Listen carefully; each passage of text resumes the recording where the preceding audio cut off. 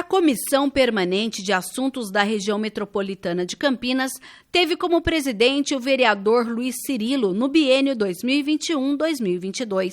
Os vereadores Arnaldo Salvetti, Rodrigo da Farmadique, Eduardo Magoga e Juscelino da Barbarense também estavam na comissão que, no artigo 50 do Regimento Interno da Câmara, tem todas as suas atribuições. Entre elas, avaliar a eficiência e a abrangência metropolitana de proposições de iniciativa do Poder Executivo e Legislativo e a compatibilidade das proposições do Poder Municipal com os interesses dos municípios pertencentes à RMC e acompanhar, fiscalizar e controlar as políticas governamentais municipais de abrangência metropolitana, entre outros. O vereador Cirilo, que também presidiu uma comissão de representação que começou a atuar quando o poupa-tempo do centro de Campinas foi fechado, fala do trabalho para trazer o atendimento de volta na área central. Tivemos aí um período de pós-pandemia, nós pegamos essas duas situações, né? Mas eu acho que foi produtivo, na medida que nós conseguimos trazer o poupa-tempo de volta para o centro de Campinas. Tão logo quando começou a pandemia, houve a interrupção dos trabalhos do poupa-tempo na região central.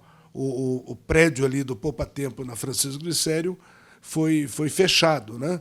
A partir daí começamos um trabalho e conseguimos, aí, no começo desse ano, restabelecer o poupa-tempo no centro. Então, isso foi uma vitória da cidade de Campinas, visto que Campinas foi a primeira cidade do interior a receber um poupa-tempo. Isso há 25 anos atrás.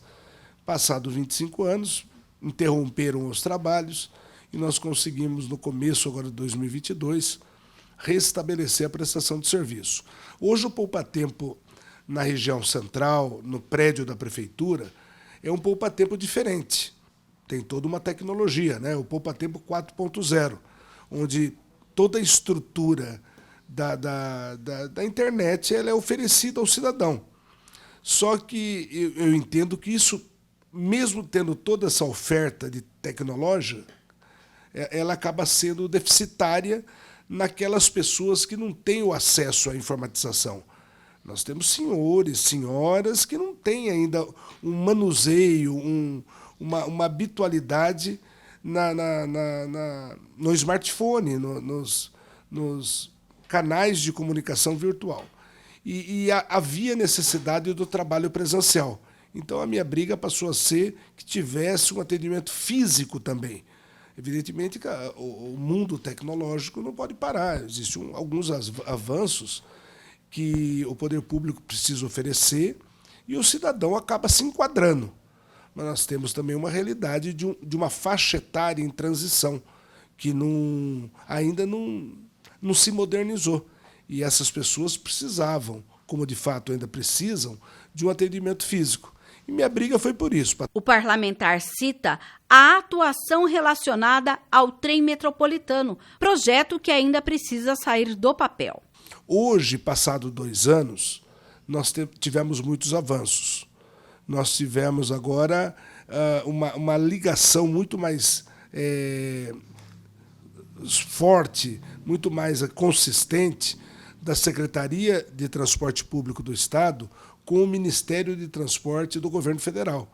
Então, hoje já existe um diálogo muito afinado entre o Ministério de Transporte com a o Ministério de Transporte do Governo Federal, com a Secretaria de Transporte Estadual. E chegou-se à conclusão, e os projetos já andam agora numa fase muito próxima de apresentação de edital de licitação, posteriormente o edital de desapropriação, porque o transporte público ele precisa realmente ser olhado de outra maneira nesse eixo da capital para as cidades do interior.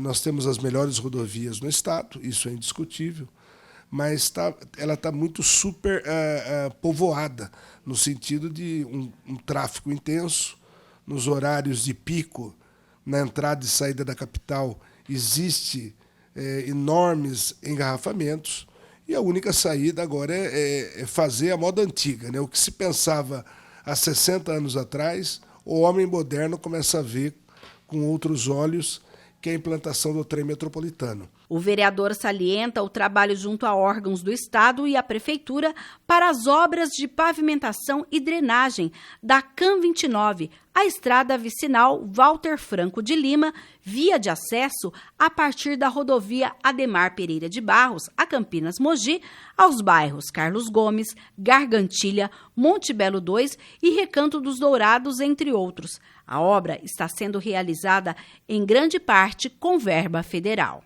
Eu tenho acompanhado muito de perto essa obra. Já iniciou a obra, está em fase executiva. A expectativa é que essa obra ela termine no final de 2023.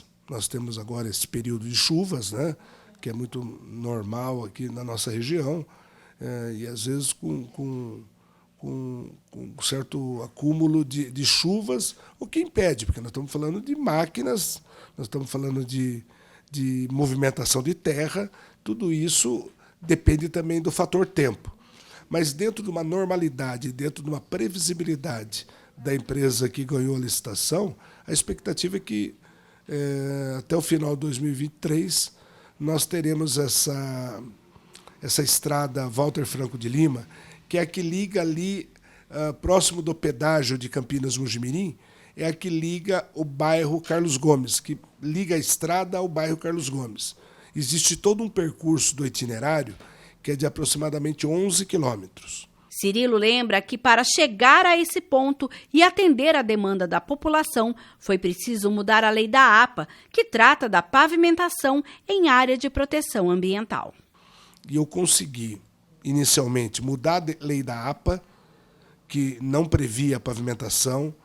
Então, conseguimos mudar a lei da APA depois de um processo de discussão racional de liberação, e hoje a lei da APA foi alterada e que permite pavimentação. A partir daí, nós dividimos esses 11 quilômetros em aproximadamente 3 trechos. Então, nós temos um trecho, só para você ter uma noção, que liga o Solar das Andorinhas até a praça do bairro Carlos Gomes, bairro rural. Nós temos a Praça Carlos Gomes, essa praça do bairro Carlos Gomes, até a estação, a estação de Carlos Gomes, que fica na ponte do Rio Atibaia. E temos o primeiro trecho, que é o que está sendo feito, da ponte do Rio Atibaia até a estrada Ademar de Barros, que liga Campinas Mojimirim. Então, dentro disso, a expectativa é que seja feita essa primeira etapa dentro de um ano, mas, concomitantemente, os projetos executivos já estão sendo elaborados para que haja conclusão de todo o percurso do itinerário do ônibus.